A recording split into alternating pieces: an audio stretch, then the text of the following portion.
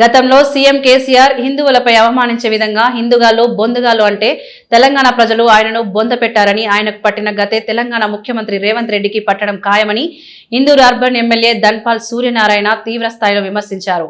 కామారెడ్డి నుండి బాన్స్వాడకు వెళ్తున్న ఎమ్మెల్యేని గాంధారి క్రాస్ రోడ్ లో పోలీసులు అడ్డుకున్నారు.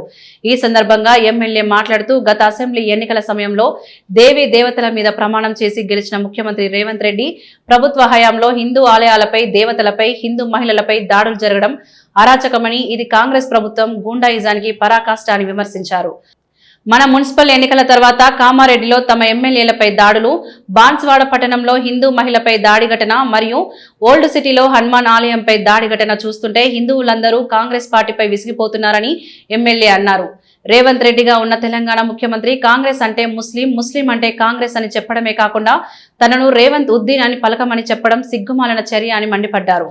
ఇకపై ఇలానే హిందూ దేవతలపై, హిందూ ఆలయాలపై, హిందూ ప్రజలపై దాడులు చేస్తే చూస్తూ ఊరుకోమని రేవంత్ సర్కార్ కి తగిన గుణపాఠం ప్రజలే చెప్తారని ఎమ్మెల్యే స్పష్టం చేశారు. తింపితే ఎంత మందికి పొల్యూషన్ మసీద్ల మీద ఉన్న స్పీకర్ ఎంత మందికి డిస్టర్బ్ చేస్తా ఉంది.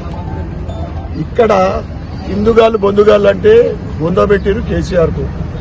ఎలక్షన్ టైంలో దేవీ దేవతల మీద ఒట్టు పెట్టుకుని గెలిచి ఈరోజు హిందువుల మీద దాడులు, ఆలయాల ధ్వంసము, హిందూ మహిళల మీద ఇటువంటి న్యూసెన్స్ చేయడము తప్పకుండా హిందువులందరూ కూడా ఆలోచిస్తా ఉన్నారు.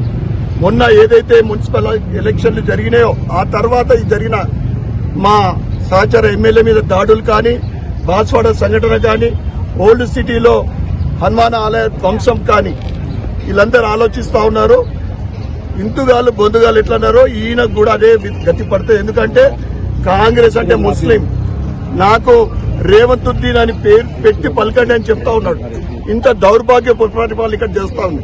ఒక మాటలు చెప్పాలంటే ఇక్కడ లా అండ్ ఆర్డర్ పూర్తిగా అదుపు తప్పింది. హిందువులందరూ కూడా గమనించాలిగా నేను కోరుతాను.